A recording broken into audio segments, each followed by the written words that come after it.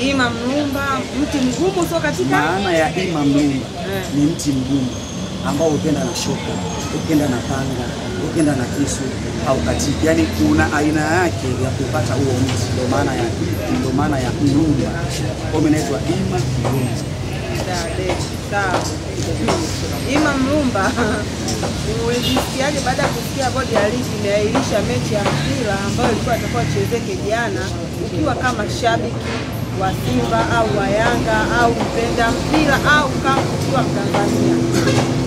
Kwanza kabla ya taarifa ya bodi ya ligi, binafsi nilijiandaa kuangalia dabi bora. Kwa sababu nilijiandaa kuangalia dabi bora. Kwa maana nilikuwa naenda kushuhudia mpira mzuri kwa wachezaji wangu mimi watakavyowatesa wachezaji wa Yanga. Cha kwanza. Cha pili, nilivyoona barua ya bodi ya ligi, kimpira mimi sikusikia vizuri. Lakini sisi wadau wa soka tukapitia tukaona madhaifu ya hao ndugu zetu walioyafanya. Kwa kweli mimi kama mdau wa Simba, kama shabiki wa Simba, nilisikia vibaya. Kwa nini wao watufanyie vile? Alafu wao wametufanyia vitu ambavyo kimpira na kisoka sawa havitakiwi. Alafu wanakaa katika mechi, wanakaa kwenye redio, TV nini, wanasema sisi Simba tumekimbia, tumeogopa soka ya timu, na wao ndio wameogopa. Wao ndio kufungia sisi mlango usipeleke timu. Kwa kweli nimesikia vibaya ndugu mwandishi wa habari, na Simba tumezoea kuonewa. Kama unakumbuka kauli ya mzee wetu Azimbeji, aliongea siku tatu kabla. Aliongea Simba tunaonewa sana hapa ligi kuu. Kila Simba tukionewa, TFF inakaa kimya, rais anakaa kimya, wajumbe wa bodi wanakaa kimya.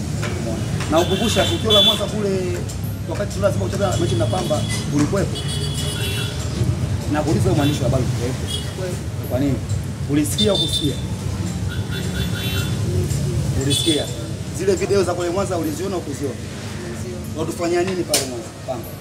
Na mkuu wa mkoa. Kama mwandishi. Lakini inaposemekana kwamba yani kutofanya mazoezi siku moja sio sababu ya wewe kukataa kupeleka mechi yako pale. Mimi napeleka vipi timu kujiandaa timu yangu? Na kuuliza mwandishi wa habari.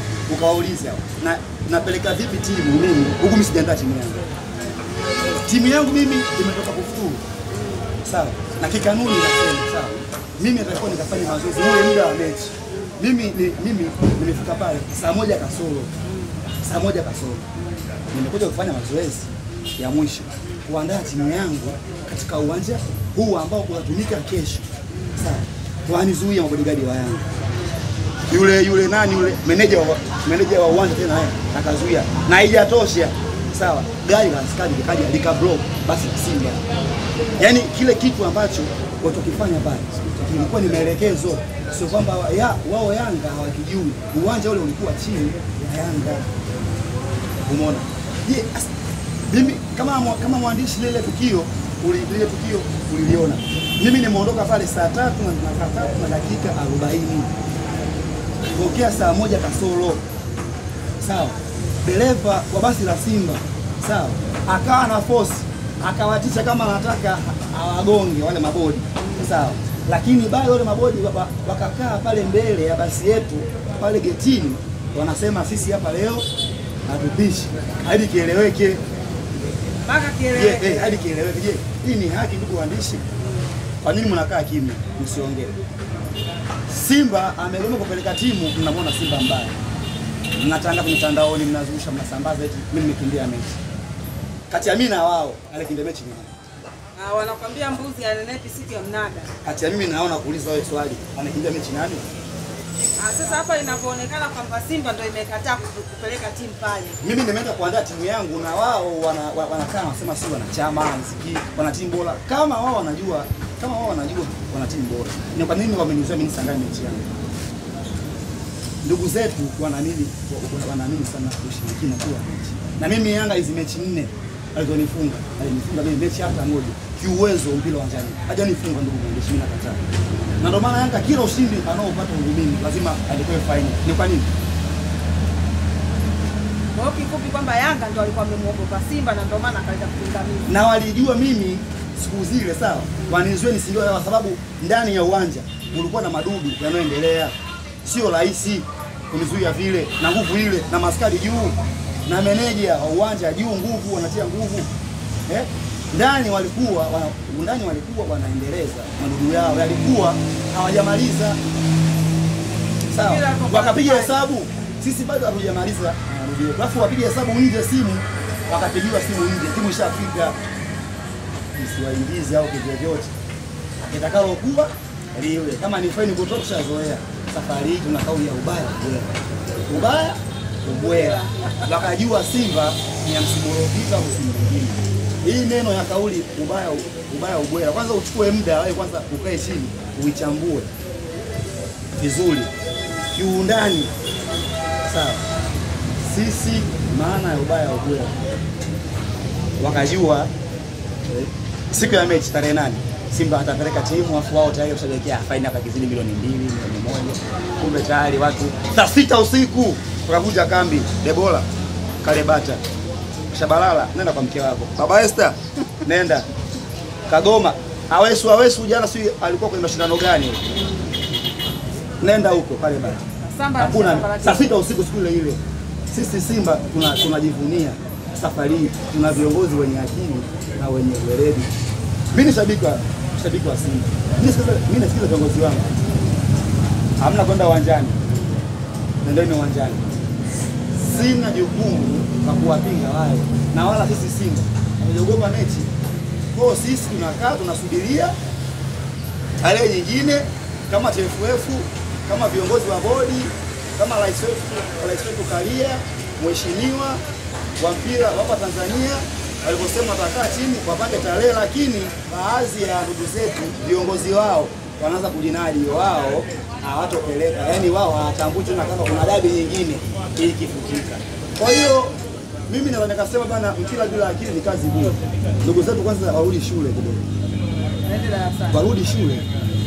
Cha kwanza kuna kosa lingine ambalo jana wamelifanya, nalijua TFF wameposti barua bodi ya ligi inailisha mechi wao wakapeleka timu. Ndugu mwandishi, mimi nakuuliza wewe, ili ni kosa sio kosa? Sema ukweli, usiogope, ili ni kosa sio kosa? Wao lazima wapeleke kwa sababu. Kwa nini wapeleke? Na si walikuwa wanaenda kuwasubiria, ni kweli au sio kweli? Kwa nini wapeleke?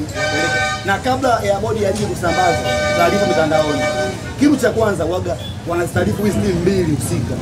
Cha kwanza wanastarifu Yanga walitaarifiwa, Simba wakataarifiwa.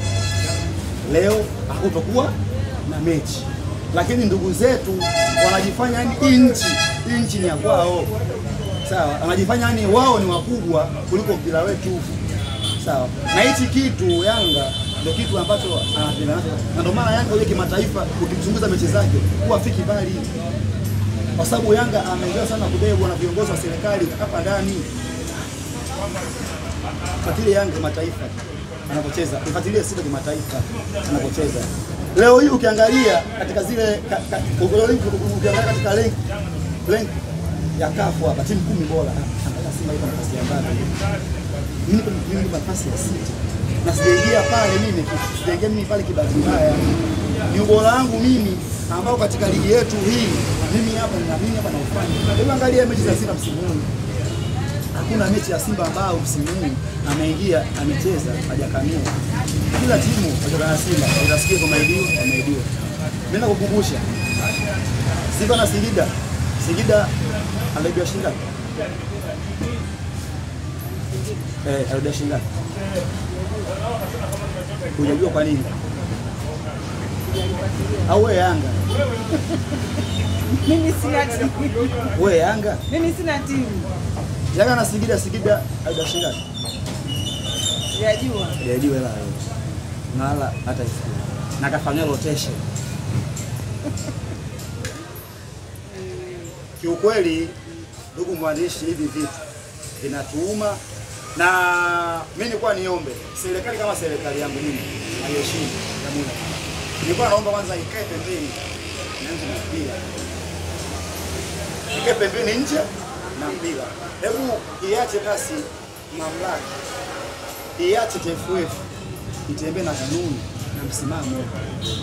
Hivi vilabu viwili vinaharibika kupitia serikali yetu. Hebu ikae pembeni, iache mpira ufanye kazi yake. Isiingilie chochote. Isiingilie. Hata mama ile bado kusema sio goli moja. Mama kwanza angeviacha hivyo vitu. Hivi ni vitu ambavyo vinaharibu mpira wetu. Leo hii umeona hapa Kikwani. Dabi imeahirishwa jana. Sababu ndogo sana, si ndogo kweli, imeahirishwa mpira wetu. Mashabiki wametoka mikoani, wengine wametoka nchi za nje, wafanya biashara wameandaa pale vyakula vyao, washapika, washafanyaje. Na nimesikia kuna shabiki alifariki jana. Wewe umesikia? Unasikia? Kuna shabiki wa Yanga amefariki jana. Alikuwa amegemea nguzo kusubiria alikuwa amegemea nguzo ya umeme, alikuwa anasubiria ripoti nzuri kama leo mechi itakuwepo au mechi itakuwa. Sikia ikapiga shoti mtu akafariki pale. Mimi hapa pole ndugu zangu wa Yanga, mashabiki wa Yanga. Yule rais Mungu ndo alimwandikia, ilikuwa siku yake. Hatuwezi kusema ni Simba, lakini mimi kama shabiki naumia kama mdau kuona mashabiki wa Yanga wanashinikiza waseme eti haya yote amesababisha Simba. Mimi Simba nahusika vipi hapo na kitu? Lakini sasa kuna watu ambao wametoka mikoani, wametoka mbali. Watu wanalia, jana nilikuwa naangalia watu wanalia kabisa machozi, washabiki wa Simba wanalia. Wanasema tumetoka mbali, tumezulumu familia zetu, tunachukua pesa tunakuja kuangalia mechi, matokeo yake wanakuja wanaishi. Kwa hiyo itakiwa hata Simba wakati wanailisha wao wafikirie pia mashabiki wao.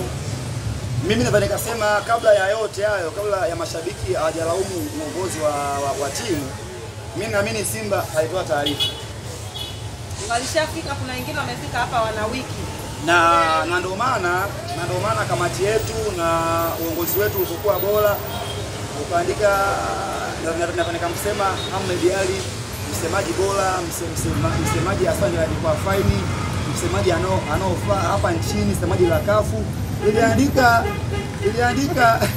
Iliandika barua yake la kuomba radhi wa Simba, lakini mwishoni nikamalizia nikasema msirudi kinyonge, haki imeshinda.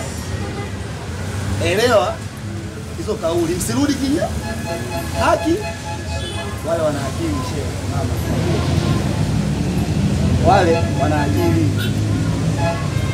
Kwa hiyo mimi kama shabiki wa mpira, mimi niwaombe radhi pia na waombea uongozi wangu radhi pia, sitochoka. Mashabiki watoka mbali, watoka mikoa mbalimbali. Huu ndo mpira nahisi na vurugu zilizokuwepo nahisi waliziona. Kwa hiyo hatuna budi, ile ndio timu yetu na wale ndio viongozi wetu tuliowachagua sisi wenyewe. Kwa hiyo yani kuwalaumu, kutukana, sio kwamba labda eti mechi itarudiwa kucheza leo au kesho. Kwa hiyo sisi tushukuru tu wale tulikuwa salama, tushukuru wafanya biashara, watusamee pia. Ni moja ya changamoto, ndio maana unaambiwa hakuna mtu anayejua kesho yake. Kwa hiyo ni moja ya changamoto. Ngoja tuone timu yetu maandalizi, tunafanya hivyo maandalizi ya mchezo wetu wa CRDB hapa kesho kutwa tunacheza. Tuangalie timu yetu, twende KMC, tukashangilie, tukapambane, tukashangilie wote ubaya ubwela amwataje mtu salama. Huyu ni mshabiki wa Simba. Kwanza jina lake lenyewe umelisikia. Unaitwa nani unasema? Naitwa Ima Mlumba, mti mgumu. Mti usio katika na kisu, usio katika na panga, usio katika na shoka. Ule huo mti mgumu waga una aina yake ya kuukata. Wapenzi watazamaji wa Shekato TV, tulikuwa na Ima. Mshabiki wa Simba, nadhani mmesikia alichokiongea Ima, tena hana wasiwasi wala hana pressure. Yeye amekubaliana tu na matokeo yaliyotokea jana. Kwa hiyo tunaendelea na kipindi chetu cha mtaa kwa mtaa, tuendelee na kipindi.